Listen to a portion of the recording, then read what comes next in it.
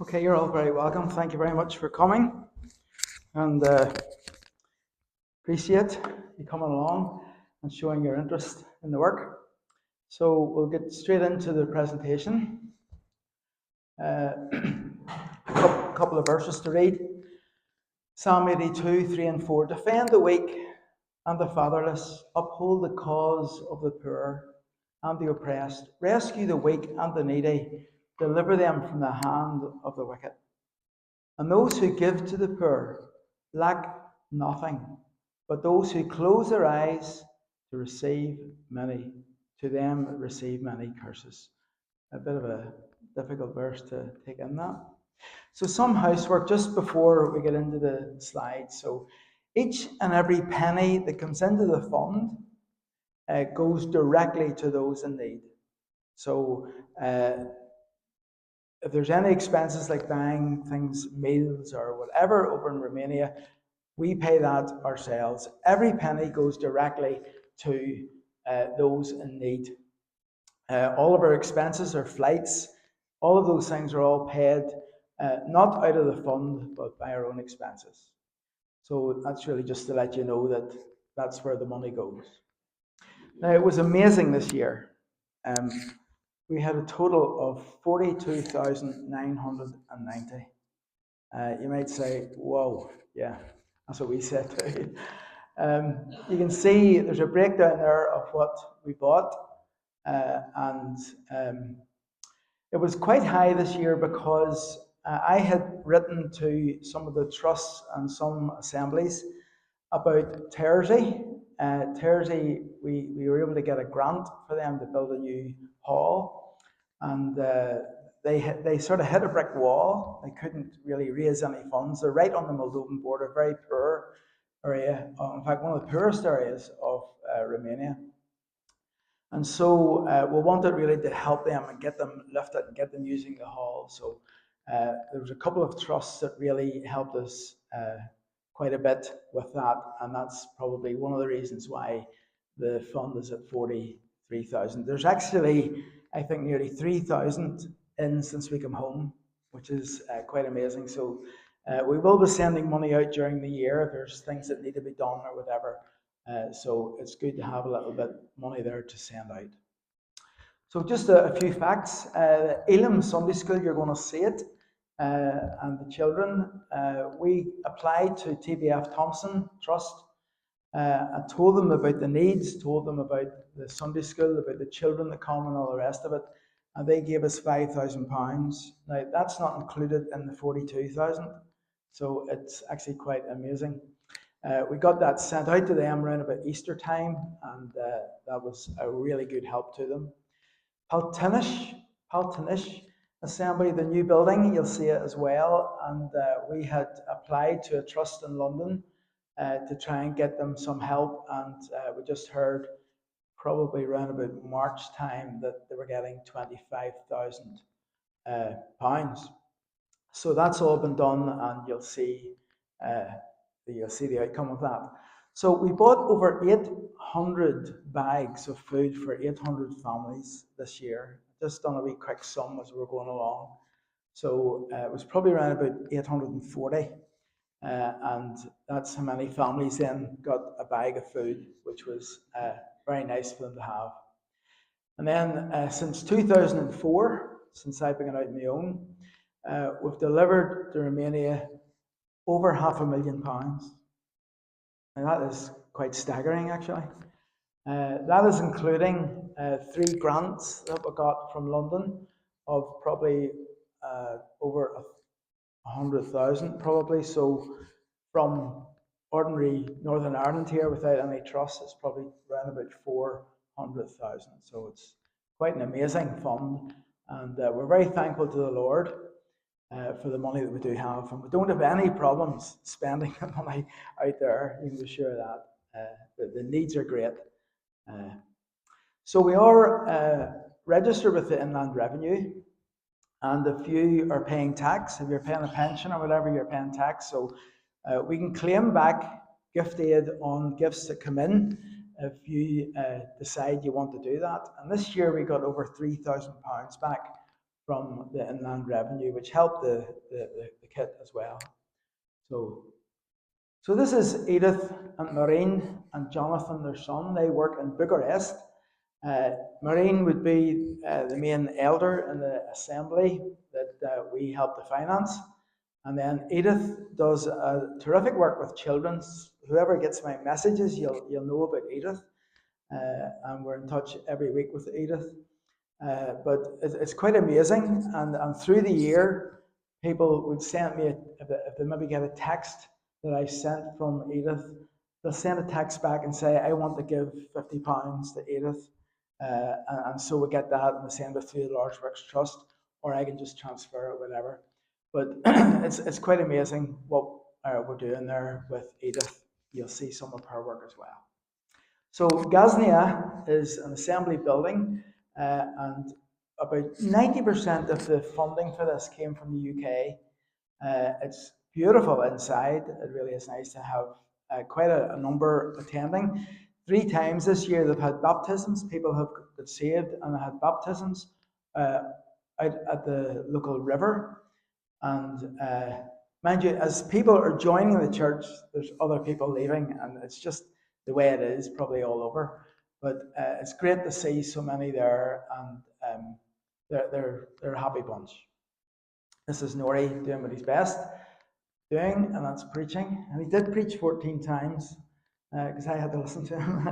I'm only joking. So they really do appreciate good, solid preaching, and they really appreciate Nori. In fact, there was a couple of times they asked him to come back, and he did go back later on that week, and that was very helpful. So these are 3 of the elders, and Nori and myself at the Gaznia Church. So these are good men, and you can see it's a beautiful church, beautiful building. And last year we put air conditioning in for them because this year, believe it or not, it got to 40 degrees inside. So they were very thankful that we had bought 4 units for air conditioning, and it made it easier to sit in the assembly. So the street people, this is a daily occurrence. We would grab 3 or 4 trolleys and go around, and we work out what we're doing. If we're going to the street people, we'll try and get stuff that's easy for them to cook, and we'll get sweets for the children. You can see Twixes there. Nori says they're for the children, but I think he eats them in the back of the minibus. But so we do this nearly every morning. We go into the Metro or some of the wholesales, and we buy all of the food. We don't have to carry the cash out, so I would bring my Clarity card, which is like a MasterCard, and we pay for it on the MasterCard, any big amounts. And then whenever we come home, we transfer the money into the MasterCard. So it saves you carrying 40,000 cash because you could get very easily lynched. Flashing money about. So it's very handy that way. Now this is one of the sites that the street people live in. I've been visiting here for maybe 18 years. And it's the same families and others that have come. There's 6 families living at this building. It's a disused building. There's no windows, no doors, no electric, no water, no toilets. It's being polite, it's disgusting. It's awful. But there's not a lot we can do. That they have nowhere else to go, and they live there. They put a fire up outside and start cooking in pots and stuff like that. So this is a lady, I've known her for 18 years, and she tells Maureen that she reads the Bible, and this is her daughter. They wanted me to take this photograph and send it over to them. But very, very difficult conditions. Very, very warm in the summer, very, very cold coming into the winter, and it really is difficult for them. This is another site, and there are 18 families here, and many of them have got big families, so there's probably maybe, I'd guess that there's, say, 20, I would say there's maybe 180 people living in this derelict building here. And you can see they've all this plastic just to try and keep the rain out. It's just open windows. It's just It's awful. It really is awful. Many, many children, many with no clothes, nothing on their feet, and there's glass and all of that. So very, very difficult. But we couldn't, Nori and me couldn't just arrive there and say, right, we're going to give you some food because we would be lynched. It's as simple as that.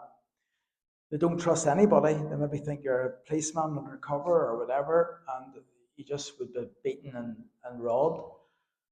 But because they know Maureen, and Maureen and Edith come to visit them during the year and help them with food and help them with medicines and stuff like that. And it's because of that that we're able to go and do that work.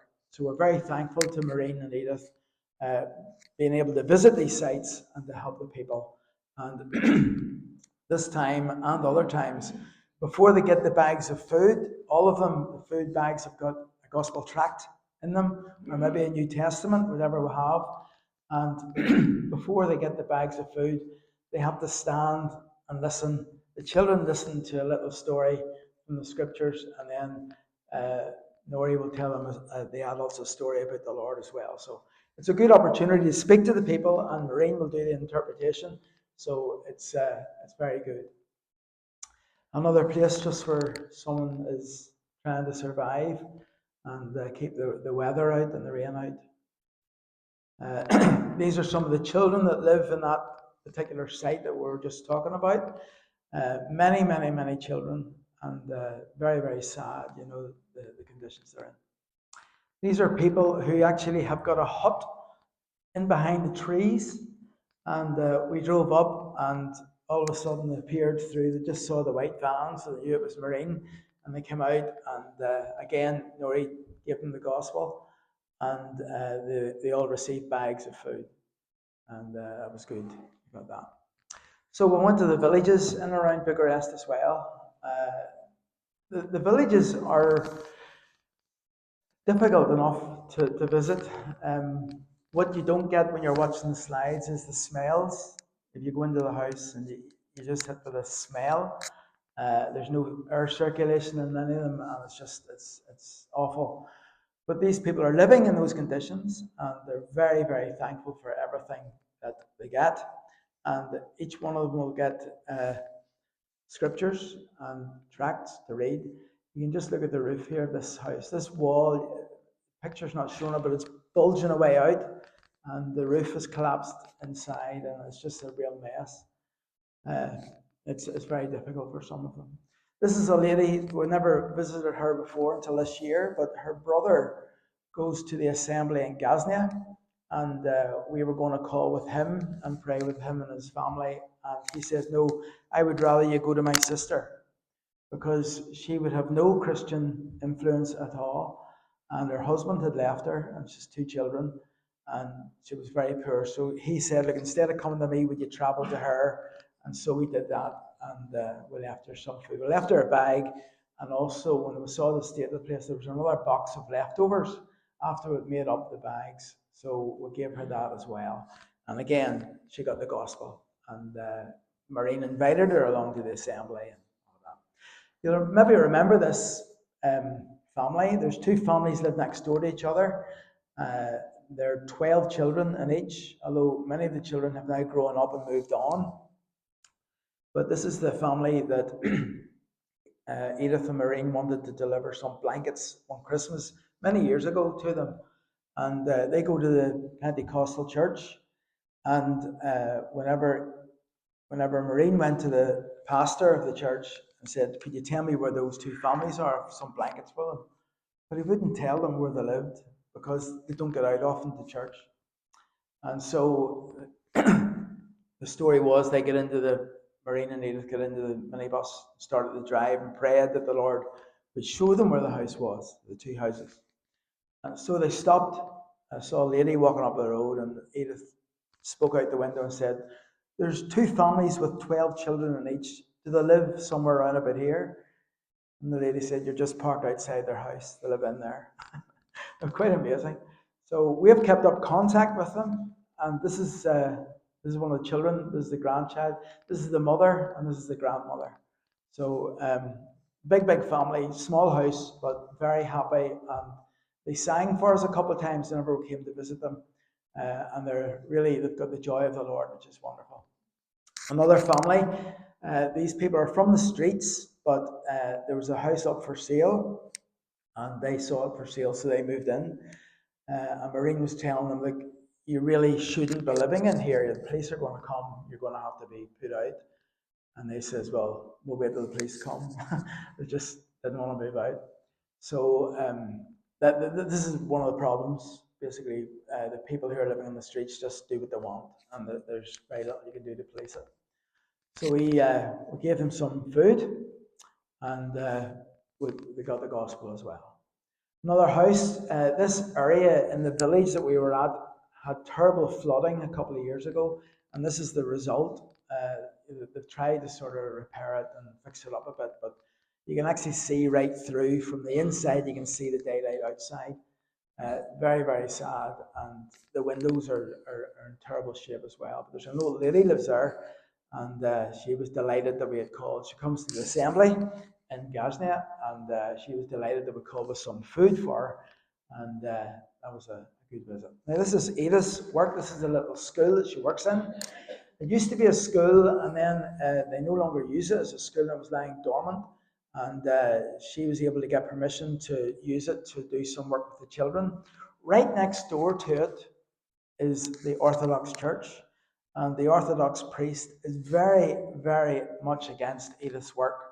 Although he hasn't been able to stop it, he has certainly put pressure on her and told the children that they shouldn't be going, that Edith's part of a cult, and they should be going to the Orthodox Church and not going to listen to Edith. But Edith was driving along the road to the little school one day, and the priest was walking along the road, and she put the window down and says, would you like a lift over to the church? So he got in, and she didn't know what was going to happen, but they didn't enter any, arguments or anything like that. But he just thanked her for the lift, and we're praying for that priest that he would get saved. It'd be wonderful. We've been praying in the Tuesday night meetings for this priest that it'd be wonderful if he gets saved, and another assembly was set up in this particular village. There's only one Christian family in the village. All of the other families are Orthodox. So it's a great work that Edith's doing with the children. These are some of the children, and they're doing their works. So she's now doing 3 different groups. There's a group in this village, and she goes there every 2 weeks. The other week she goes to another village, and there's 2 groups meet there. So the work is growing, and it's unsaved ladies who are actually helping her to get the work growing and bring people along and giving her the land of the buildings and all of that. So we were able to this year, we asked us around what we could do to help. Last year we brought a printer for her for printing off the paper. She said, if you could help me with some wood for the fire, for whenever we're lighting the fires, you need to have it warm from children coming in. So we left some few £100 for her to buy wood, and there was other people had said to me specifically when we were going out, would you please give that gift to Edith? And so we gave her that as well. So she was very happy. Maureen had a problem with his minibus, and he got a few prices from people, finding out how much it would cost. And it was going to be £3,000 or something to fix what he needed. And he just says, no, I'm not paying that. And he went on to YouTube and found out how to change the parts. And he got the parts, and he watched the YouTube videos maybe 6 times. And then he changed the parts, worked fine. And then he decided he was going to spray the outside of the minibus. And so he done it. He actually sent me another photograph lately with it all finished and the number plate back on. All that. So it really looks amazing. But he's a very handy boy, and that's his minibus. We left him some money to help with the cost of those repairs. Sachava and Surat, we flew up there, and this is Cornell. Now, Cornell would be probably my main point of contact. In fact, he's coming over in the 10th of December for a few days. He's going to London for a conference or something, and then he's going to fly over for a few days. So we're looking forward to that. And this is Anna. Anna's an English teacher, very good English. and a great family. We are very thankful to the Lord. Now, Cornell is actually the president of the Brethren Union. Now, you might say to yourself, what? Brethren Union? So, the way it is in Romania, if you want to have a church or a group of churches like Baptist, Pentecostal, whatever it is, you have to have a union that's responsible to report back to the government. And that's why they have the Brethren Union. Okay? So this year and last year, Cornell has been the president of that. And he's a great guy, really, really good guy. So he's coming over and we'll maybe try and arrange something that people can meet him. This is Yonel and his wife. Yonel can put his hand to anything and does put his hand to anything, digging graves for people, for digging potatoes, for putting plumbing and heating in, for putting roofs on, for anything you want it done. That's the man. He doesn't speak a word of English, but we communicate, and it's quite incredible how we communicate. But his wife's a nurse, and she's able to bring in a salary, so he's free time to do what he wants when he's working for the Lord, and that's what he does. A great guy. We couldn't do without him.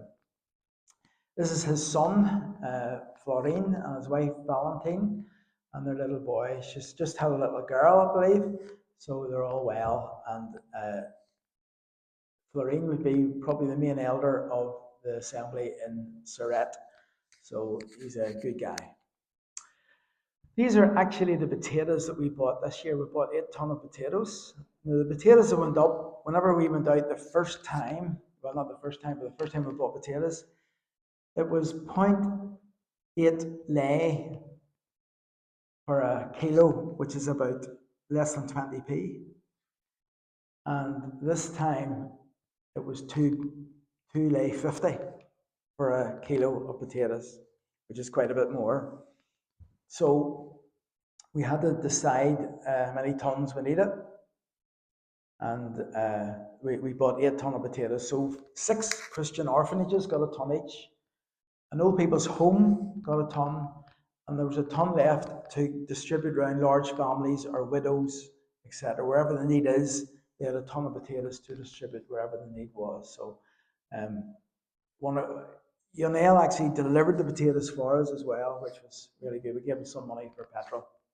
So this is Nori and Cornell, and we've just got another lot of food to do some more visits, and they're just going to put the stuff in. Now, Nori was preaching, as I said, 14 different times, and they really appreciated his ministry.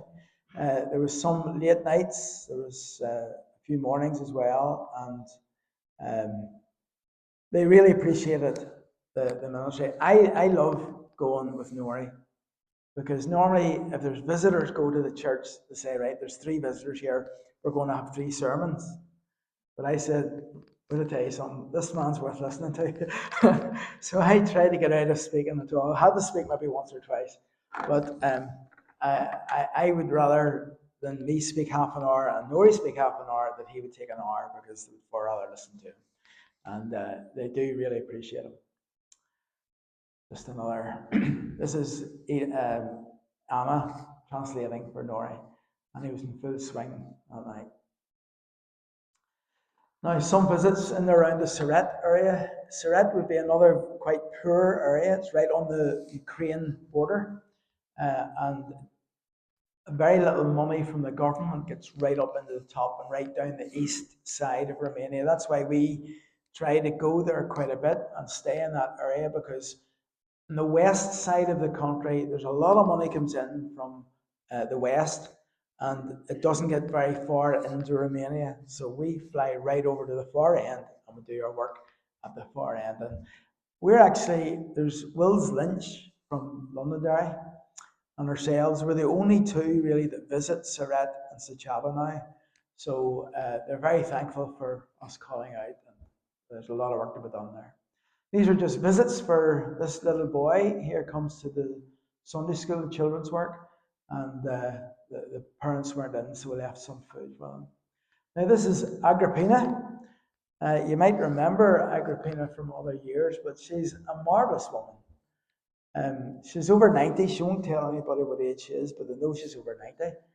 And she walks 18 kilometres to the assembly on a Sunday morning. If she gets there, somebody will be sure to give her a lift home. But it's quite incredible. It takes her an hour and a half, no, maybe 2 hours it is, to walk that.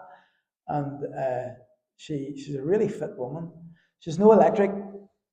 We dug a well for her. Well, we didn't actually dig it, we paid for it. We got a well dug for her, and we also offered to put electricity in.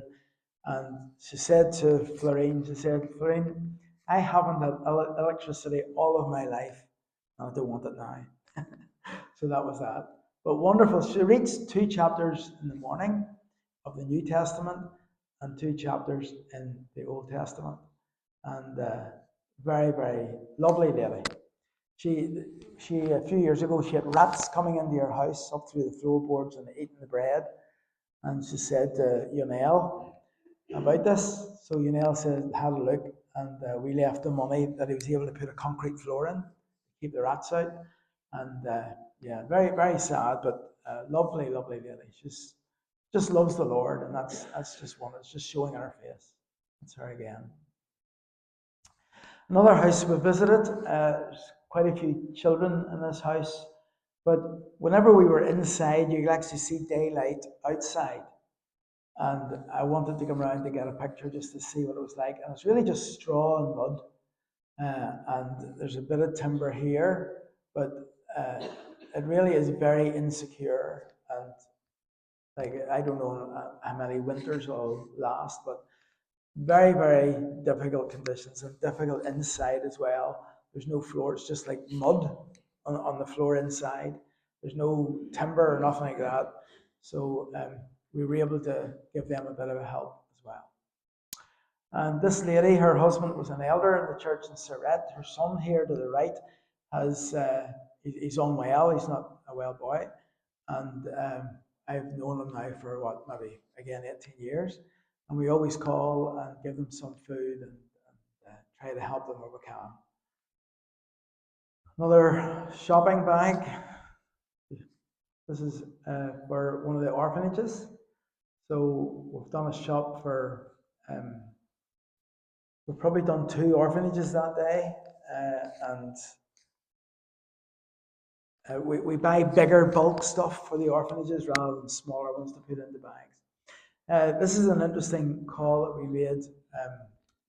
The people who live in this house are not Christians.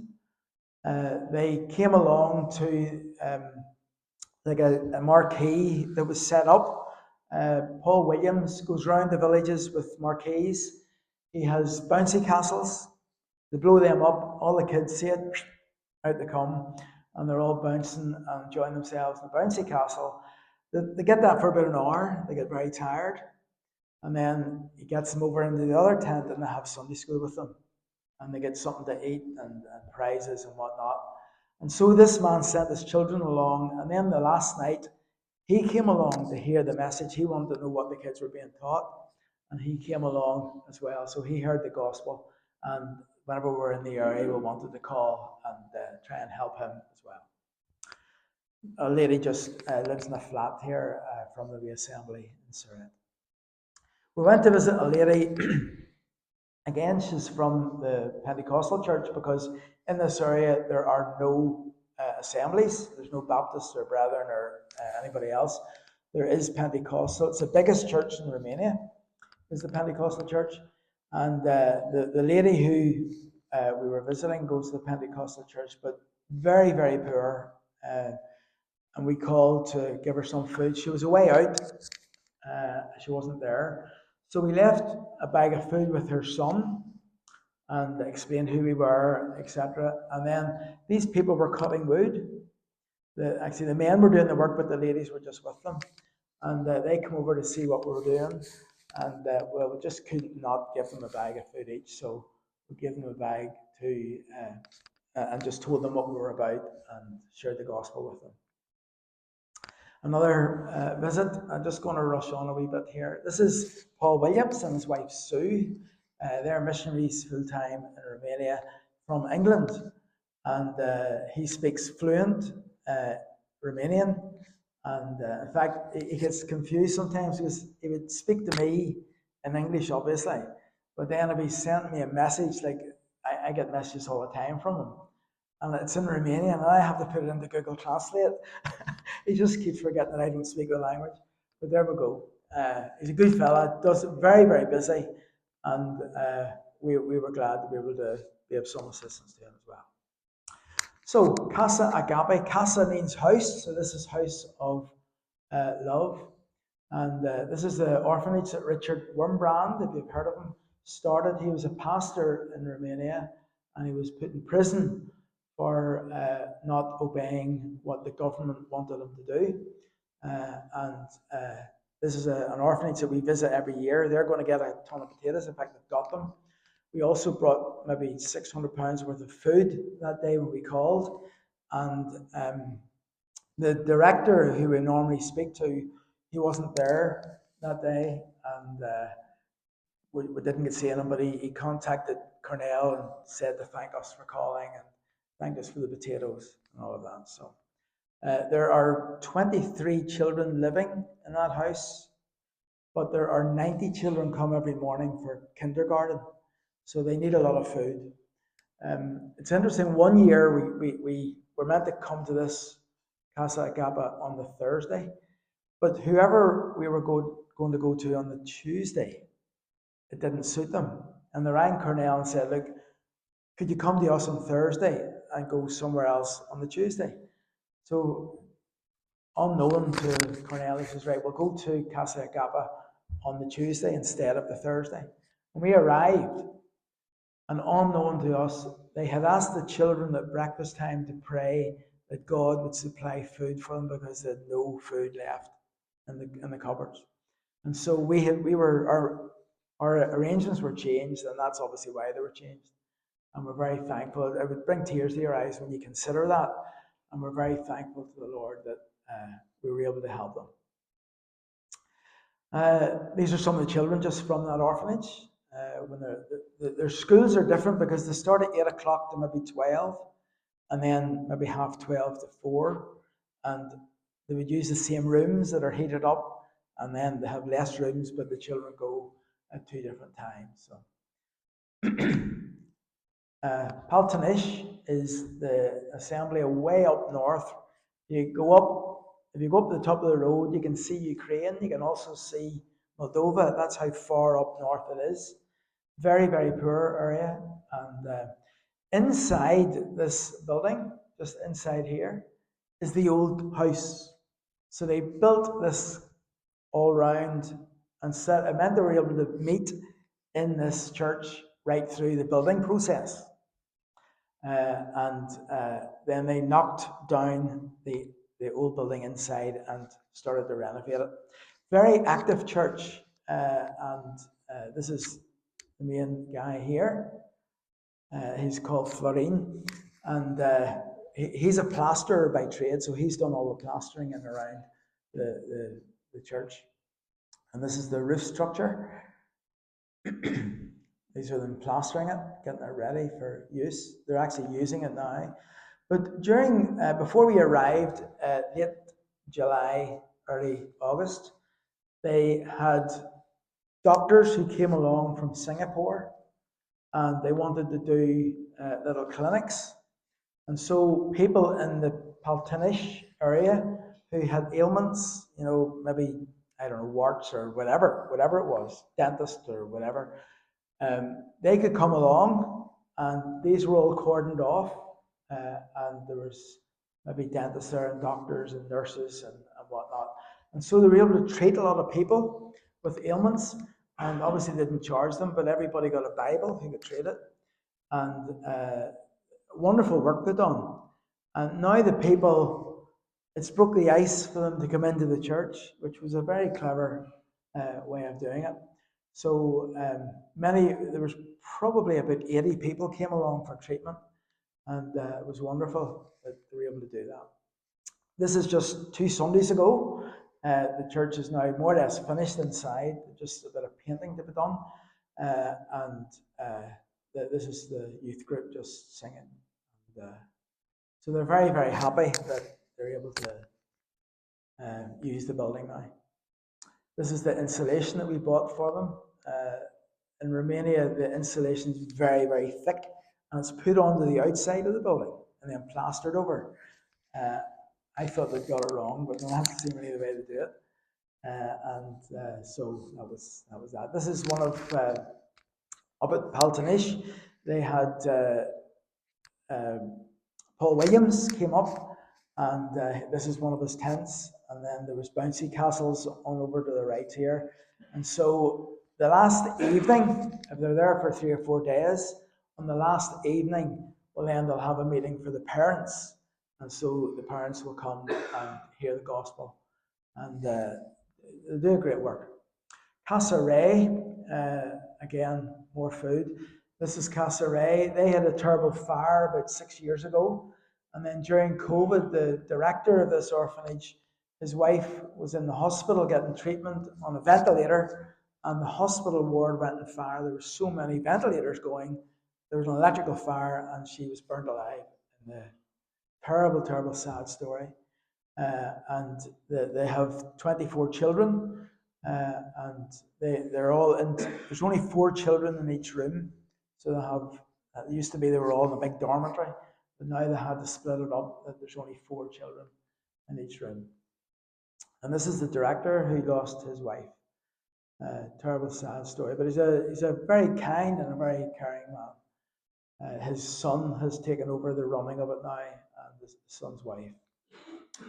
So Casa Simon is an old people's home. We're actually, that picture was taken in Lidl. Yes, there's Lidl in Romania, and there's no metros anywhere near. It's an hour away to the nearest metro. So we went into the Lidl and bought a lot of food for the old people's home. We found out what they wanted, what they didn't have, and that sort of thing, and then we brought it and left it in they wanted potatoes and flour and sugar and oil, and they wanted cheese as well. Cheese was something they couldn't get much of. So this is the Castle Simon, lovely building, and it's all Christian men and women in it, but the government is now putting on the pressure to make it not only Christians, that they have to open it up for anybody else who wants to be there. So that debate's going on at the minute. So we visited Ukraine. Now, last year when we came to Ukraine, as you know, we have been sort of sending updates out during the year of the Cornell and the team who drive through the border with all this food to Ukraine. And last year, we went to the store where they store the food, and there was probably 20 crates of food. And I said, Cornell, why is the food sitting here? Why is it not given to Ukraine? He says, David, we don't have any money for fuel. The Glow International in Australia had given them 20,000 euros to buy food for Ukraine and to get it in, but they weren't allowed to spend the money on fuel. So we said, well, there's no point in us buying food. We'll give you money for fuel. Last year we gave them £1,000 for fuel, and then they were able to get the whole thing up over the border. It's probably about 3 miles to the border from Saret, maybe not even that. So they get up through the border, and because they're bringing food into the war zone, there's no paperwork. They just get signaled through. So this year the store was empty, and he said, David, we've no food now. It's all gone, and we need to get food in. So because we had such a big budget this year, I said to him, look, let's buy some pallets of food. Get the best price that you can, and we'll see what we can do. So we picked out what the biggest need was: flour, oil, rice, and something else. I'm not sure. And anyway, we were able to buy these 4 pallets off a Christian man who sells flour and stuff, and he gives a good price. So we bought the 4 pallets. They were brought up into Ukraine, and so they were distributed to the war zone, to people there who are. That doesn't only go to believers, doesn't only go to Christians, it goes to whoever's in need. Okay, because the war doesn't only affect Christians, it affects everybody, and everybody needs help. So this man, now his name I don't know his, in English it's George, but I don't know how you say it in Romanian. And this is his wife. And this man is the one who travels um, that distance of maybe 1,000 miles there and 1,000 miles back to bring the food to those who are distressed, etc. So we were sitting and there was pizzas on the table, which I couldn't eat because I don't eat cheese. But there was pizza sitting there, and they were eating the pizza and they were talking away. And Cornell was telling us what this man was saying in Ukrainian, because Cornell speaks Ukrainian as well.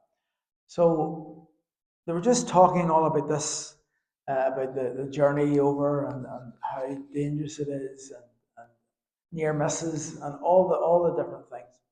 So I looked at Nori. I said, Nori, we're going to help this man with some diesel at least. So I went out to the car and put £200 in an envelope and came in and just put it down. I said, look, that's for diesel. And you could see like a wee tear in the man's eye. And I said, look, it's no problem. They kept on talking, and Cornell kept on talking to us and telling us about what they were doing. And it seems that it costs over £2,000 for every time he goes to the war zone, because his van only, because it's all loaded up, he's only getting like 6 miles to the gallon, and this is why it's costing so much to do it. So Nori and me had a wee chat about it, and we decided, look, we need to give him another £300. So we gave him another £300, and when I brought it in, the guy started to cry. He just says, "This is God." He says, "This is God." He says, "You don't know how much I need." And he says, "You've given me 2 envelopes, and that's how much I need." And it was quite an amazing time just to be with him, but lovely, lovely couple. And there's other stories I don't have time to tell you, but it was just lovely to be in his house and to chat to him, and understand what actually he's doing for the Lord. It's absolutely amazing. This is his van. So whenever we come out after having this conversation, and whenever we're in Romania, we generally buy tires for the vehicles that we're traveling in, because they're generally down to the wire or very close to it. And that they go right through the winter with snow in the road and ice in the road. And so we've found that this is a very practical thing to do. And we bought tires for 6 vehicles in Romania.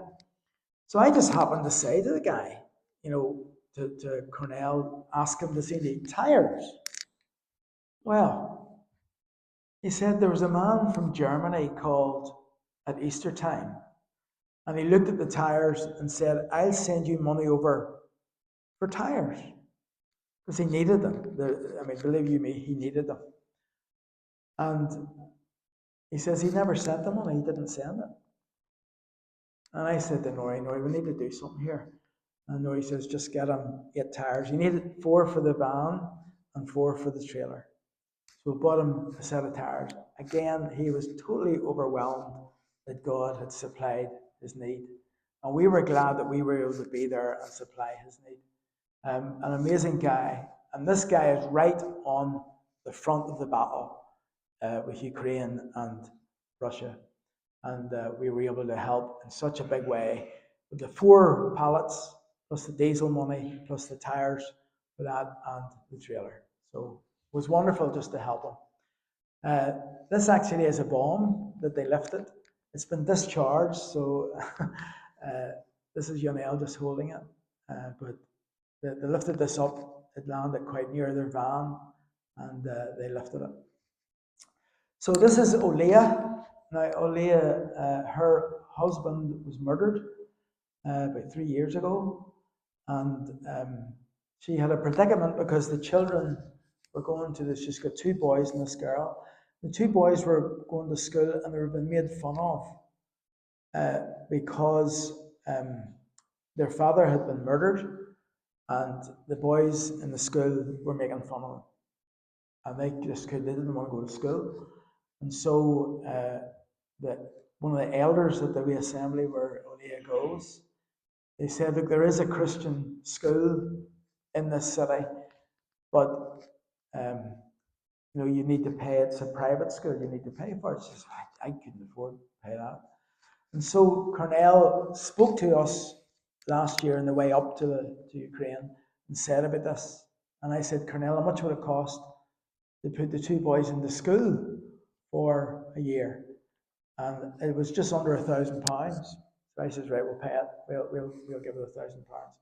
So what we done was we gave the money to her elder, who then drip feeded it to her once a month so that she could have the money for all year. If you gave her £1,000, she might have spent on other things that she needed.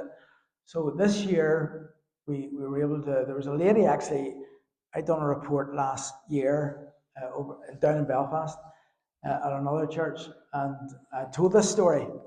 And she came to me at the end of the meeting. She says, would you mind if I sponsored those two children for next year? So we had the money then to give her for this year for the two boys. Next year, this other wee girl's going to be going to school, and she'll probably need a little bit more. But we have told her that if we get coming out and we have the money, that we will pay it, and she's not to worry about it. So um, very, very thankful, absolutely very thankful for what she got.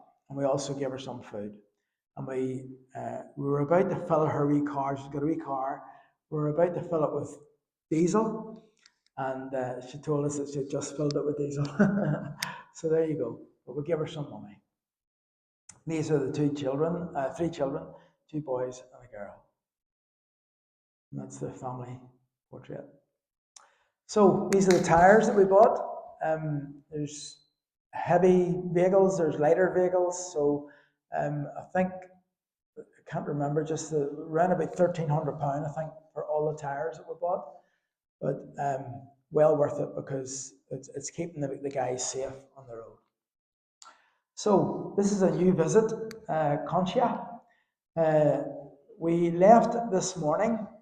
No, this is a different one. This is quite far away from Siret and Suceava, but this is a call that we called with them. All of the people that are going to this little assembly were from the Orthodox Church. And something happened in the Orthodox Church. I don't know what it was, I'm not privy to that. But one Sunday morning, 40 people from the Orthodox Church arrived at the reassembly in this town. And, what are you doing here? We don't normally get visitors, sort of thing. And they says, oh, we're not going back to the Orthodox Church, and we want to join here. Well, they weren't believers, they weren't Christians. And so they talked to them, told them about the gospel, told them that if you wanted to come here, that you would need to receive the Lord Jesus Christ, have your sins forgiven, all of that. And so the 40 of them got baptized and joined the assembly. And it's just started to grow and grow and grow because their parents, their grandchildren, their children, they're all coming along. This is nobody pretending to preach. There's nobody there to preach to. But this is their heater. And so in behind that wall, they've started to build an extension. And this is the extension. And they wanted to get it sealed off for the winter. So Nori and me went and had a wee chat and says, like, what we need to do something for them to try and help them. And Nori suggested giving them £1,500, which we agreed. And we gave them £1,500 to get the roof on and it's sealed off for the winter, which they done. They bought the wood, they got the wood fitted, and that's the job nearly finished. They've just to put the belt on after that and seal off that end.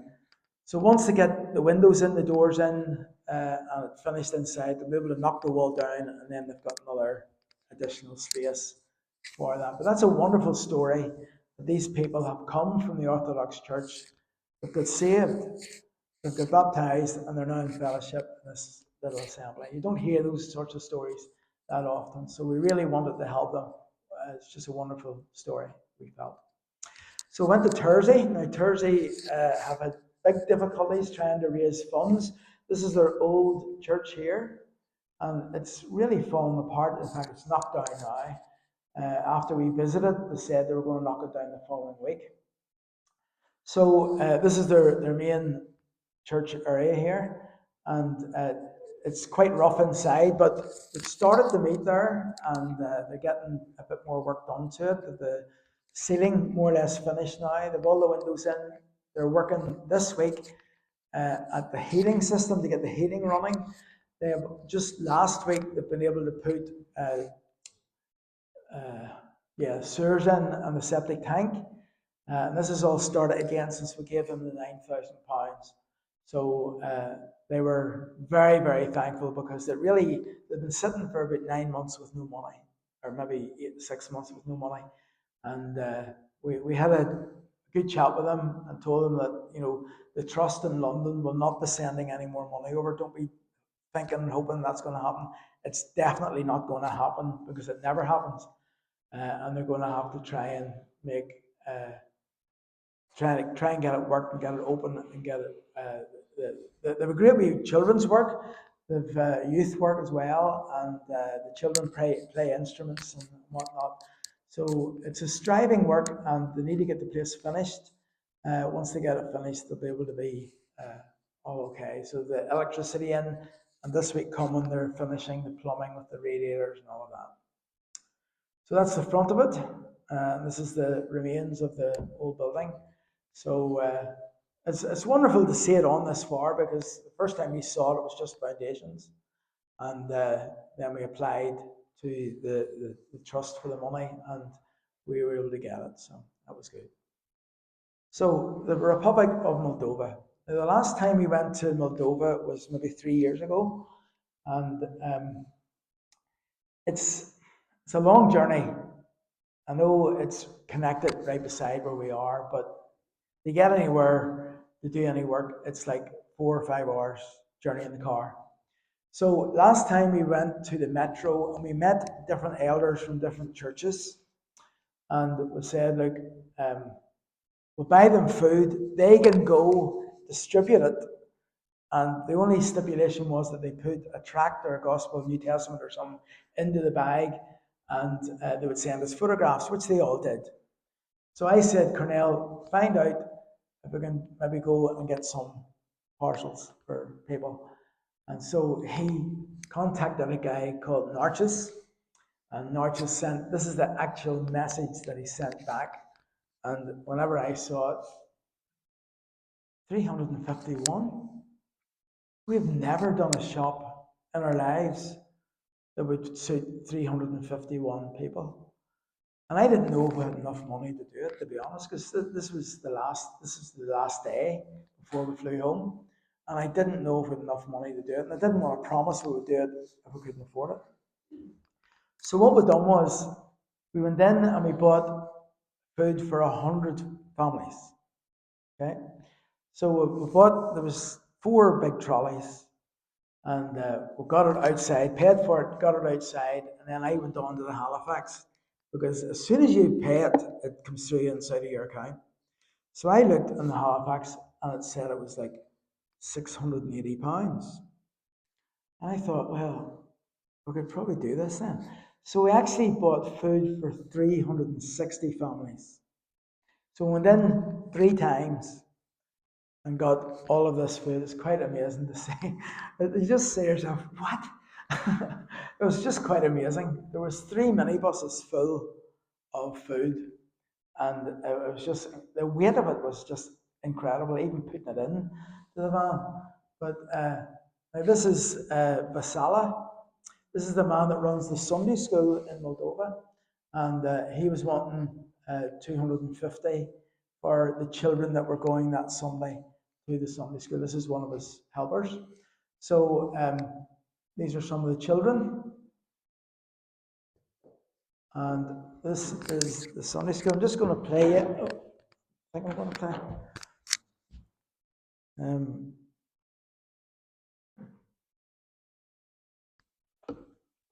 Sorry, just give me a second.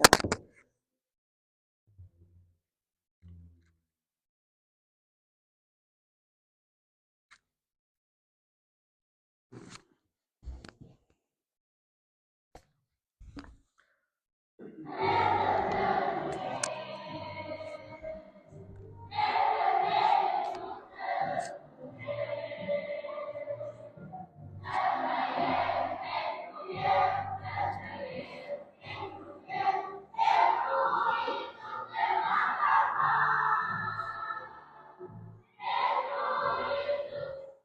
would do your heart good just to be standing there and listening to those kids singing their hearts out, the gospel music. Look at the number of children are there. There's parents there as well. And uh, every one of those families got a bag of food that Sunday. This is all the food in bags. And there's a lady over here, and she is taking a note of what children got the last time there was food came from Holland or wherever, Germany. And the ones that didn't get that time are the ones they get first. So that they do it very fairly so that people will always get some food. And so he's calling out the names. Basala is calling out the names of the families that have to come. Well, there's maybe 3 or 4, maybe 8 children in one family. So if there's more than 5 in one family, they get 2 bags. If there's less than 4, they get 1 bag. But every child was able to get a bag going home. And that's a wonderful testimony that they're bringing a bag of food home to their parents from the Sunday school. The Sunday school lasts for 3 hours. They arrive at about 9:30, and they get their breakfast, and then they have Sunday school. After an hour and a half, they go out to the playground and they play for maybe 15 minutes, get some drinks and whatnot. Then they're back in, more Sunday school, more quizzes, singing, and then before they go, they get a hot dog or a hamburger, and it costs 2,500 to run that every month. For the diesel for the buses and for the running cost of the Sunday school and all of that. So the funding that we got from the TBF Thompson Trust was able to run it for 2 months, which they were very happy about. And this year we bought the food, but we also gave them £1,000 because the costs are very, very high. So, I mean, you see that number of children there. It's just wonderful to be able to be part of that. And this is just the children getting there. Incredible. Tell them the story of the priest. Right, okay. Well, yeah, I'll tell you very quickly. So, one of the buses arrived at a village to take the children to the Sunday school. And whenever the bus arrived at the Sundays at the village, the Orthodox priest was standing there, and he went over to the bus and he said to the driver, "On you go." He says, "There's a church here, and if the kids want to go to the church, they can come to our church. They're not going to your church." And the guy closed the door of the bus and drove off back to the Sunday school. And Vasala was standing looking at the bus and what is happening? Like, there's no children in that bus. So he went over to the driver and said, like, "What's going on? You're not even picking up those children." He says, "Well, I was there and the priest said they're not coming, they're not allowed to come back. And I just drove back." He says, "Is that right?" He says, "Well, I'll go next week and I'll see the priest." So the next week, Vasala drives the bus to the village, and of course, the priest was standing waiting on him. And he opened the door, but he opened the door at the back of the bus, and the children started piling on the back of the bus. And he says, "I told the driver last week not to come back here because there's a church in this village, and if they want to go to the church, they can go to the church here." And Vasala said to him, he says, "Have you had your breakfast this morning?" He says, "No." He says, "Get on here and I'll take you for breakfast." So the Orthodox priest got on the bus, came to the Sunday school, got off the Sunday school, all the children got off and went into Sunday school. He brought him over to the wee cafe where they serve the food, and he got him his breakfast.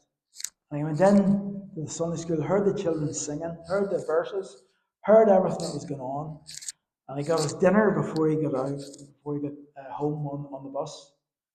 And whenever they got back to the village with the children on the bus and the priest on the bus, the priest says, "Never you ever miss another week." He says, "That's brilliant." So there you go. The way to the Orthodox priest's heart is through his belly. And that's a true story. That's a good story. So, children, just incredible that these children keep coming, and just wonderful. This is another guy called Narchis. He's the guy that we sent the message to. If you could arrange to see how many people needed bags of food. And they made us a lovely meal that day. He's the elder of a new assembly in this town and does a great work there. He's a wonderful guy. So we left them a personal gift for their work, and they were able to get some food for giving out to the people who come to the assembly. So visit the Vat Dorney. This was a very long day. We left at 7 o'clock in the morning. We didn't get back to 3 o'clock the next morning. So it was very busy. This is Vat Dorney. There's a assembly just up in here in church, and we paid for this wood. They want to put gas in, and I said to Cornell, we've just bought all this wood. We're not paying for gas to get in when he's got all that wood. He says, I know, but maybe next year you can think about it. So we'll wait and see what happens. But we put a new wooden boiler in there. The boiler wasn't wooden, but it was for burning wood. We also put the whole heating system in, and we put a new floor down, and we put right around the outside of the hall, all around the outside, insulation, and we paid for that as well. So they're in good, they're doing well. The assembly had closed down for maybe 2 or 3 years. The last elder had died, and just nobody was coming back. And so this chap here is called, can't remember his name. He felt the Lord calling him to it, and he contacted the people who left the assembly and went to the Baptist church. And he contacted them and said, "We're going to open up again. Is there any chance you would come back?" So they spoke to their pastor, and he says, absolutely, go back, go and help them, and they need help. So there's a wee assembly starting here. There's neighbours coming in, and there's a good children's work. So it's going very well, and we've put quite a bit of money into that wee building. So there's the wooden floor that we put down, and that's Cornell, and that's Yonel there, I think, as well. Yeah. So this is a house. The roof was leaking. You can understand why it would be leaking.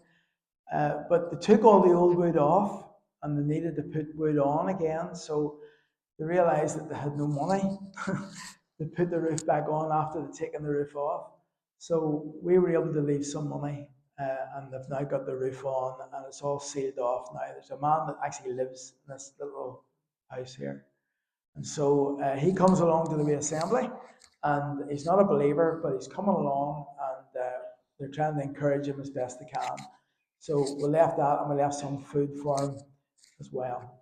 Another house, there's 2 children and a father and a mother in this house, all who have got illnesses, very, very bad depression, and mental illnesses. It's very, very sad, terrible story. The children are never out, only to go to school. So they're stuck in the house all of the time, and they are coming along to the assembly as well, which is probably about 200 yards down that road.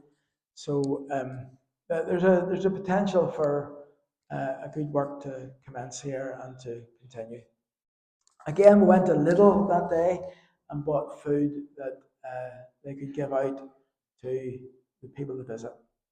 So we went to then Sahuti, I think. I'm not sure, but it sounds something like that. So the first time we've been to this place, but it is 3, let me see. To get to Vatradorni is 3 hours, and they get to this place from Vatradorni is another 3 hours. This is why we're out till 3 in the morning. But Cornell had this idea that he wanted to bring us here, and Nori was to preach, which he did. So Nori was preaching there, but afterwards, the women all sit on one side, apart from that man, and then the men were all sitting over here. And there's many they've a lot of poor, underprivileged people there. So we went to Carrefour, which is a massive big Tesco, and we bought enough for 100 bags of food for the people in that area. This man is called Christy, and he is retired. He's a young man to be retired, but he's retired because he was a fireman, and he was attending a fire in his work whenever a gas cylinder exploded in front of him and threw him 18 feet. And they thought he was dead, but he survived it, and they retired him off because of that. And he's a great guy. He would be in touch with me also. He speaks a bit of English, and he would keep in touch. And he has delivered all of these bags around different people who they were trying to reach out to in the area, and sent photographs. Some photographs, I can't show them all. I took 900 photographs, and there's no way I could show you them all. So this was a wee lady and then a man, and then another. You can see the poor families, but it was good that they were able to help them. These are the last slides, and then you'll get your tea. So Iași is the second poorest area of Romania. It's a big university city, very busy city, and this is Sandal and his wife. And this is what we would do. We'd get the stuff out of the car, set it all up, and then get a bag and start dropping 2 of each into the bag. And we made up 50 bags for distribution. Now, this is a lady called Anna, and she's a lovely Christian lady. I've been to her house 3 times, and 2 of the times that I called, she didn't know we were coming, and she was sitting reading her Bible, just on her wheelchair. And she's always smiling and always very happy. So about Easter time, I was in touch with Sandal, and I said to him, is there any needs that we could help with? We've got some money here, we could maybe help. He says, Anna needs a washing machine. Her washing machine is broken.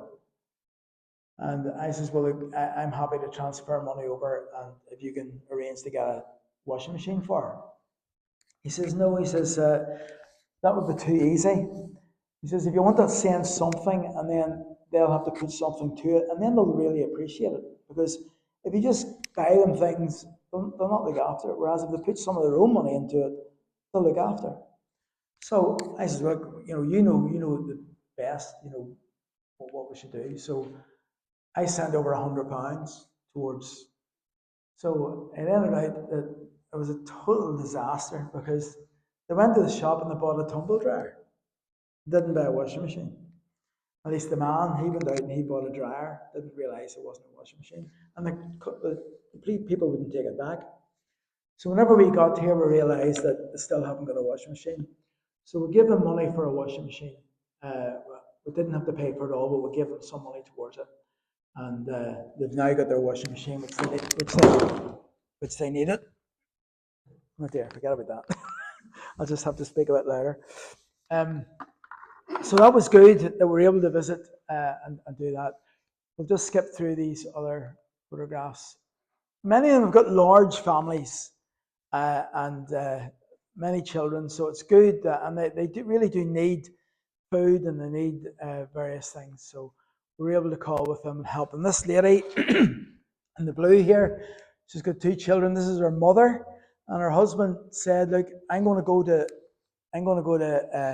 Italy. I'm going to work for 6 months. I'm going to collect the money. I'm going to come home and we'll build a new home. And then once we get a bit more building done, I'll go away for another 6 months, come back and stay for 6 months, and we'll build a lovely house for ourselves." She says, "Yeah, that sounds brilliant. Yeah, very good." He never came back. 3 years ago he left, and he hasn't been back. So very, very difficult for her. We left them some food and some money. Another girl called Alina. Alina was constantly beaten by her husband. He's just a drunk, and very, very sad story. She moved out of the house and moved into this. Was her mother's old house, and it was leaking. The door wasn't closing. All different sorts of things, and we were able to give Yonel money. He put a new roof on, put a new stove, a wood stove in, and he also put a new front door on for her. So she's more or less comfortable, but we called again and gave them some food. This is Gina and her daughter Esther.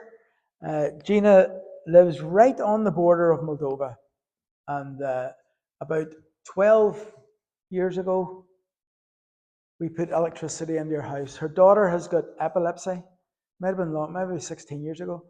Her daughter's got epilepsy, and she was getting up in the middle of the night in the dark and stumbling about trying to help the daughter.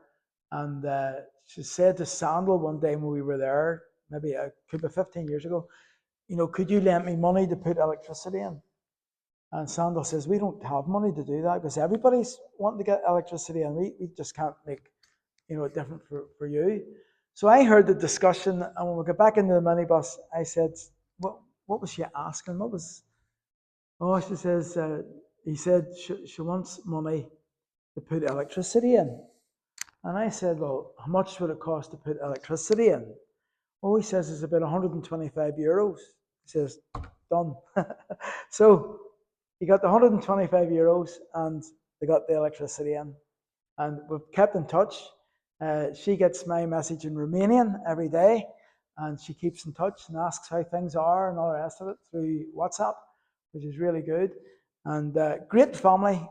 If you go inside that house, it's spotless. It is absolutely spotless. And whenever you go into the Christians' homes, you can see a massive difference from whenever you go into people who are, drinking and smoking and all the rest of it.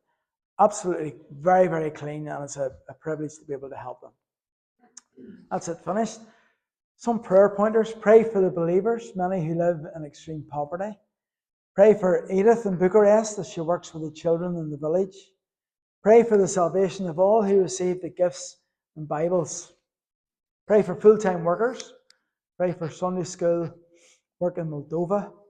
Pray for the orphans. Many of the orphans are not living in Christian orphanages, and it's a very difficult thing for them. There's abuse and all of that going on. If they get into a Christian orphanage, they're looked after, and they really blossom well. Pray for the churches. It's very difficult times. The Orthodox churches are really making it difficult for evangelical churches in Romania, and they would value your prayers. So we're going to have a cup of tea. I'm going to pray just before, give thanks for the food. Please stay if you can for some food, and then we're going to have a chat if you want to ask any questions. Let's just pray. Our loving God and Heavenly Father, we give you thanks for your lovely Son, the Lord Jesus. Lord, we thank you for the pictures that we've been able to show tonight, and for those dear people. We are home here in our comforts, and yet many of them are there, and it's very difficult for them. But they love the Lord Jesus, and they just live for him, and we pray, Lord, that you would bless them and be with them. And Lord, we're mindful now there's many tonight who have little or nothing to eat, and here we are, we're going to have a feast. We give you thanks for this food. We ask you to bless it to us, and we ask these things in the precious, the worthy name of your lovely Son, the Lord Jesus. Amen. Thank you very much.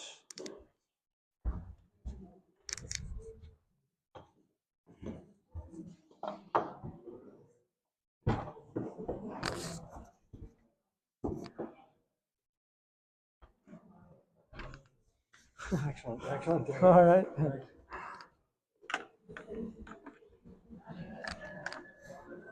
Well done, All right.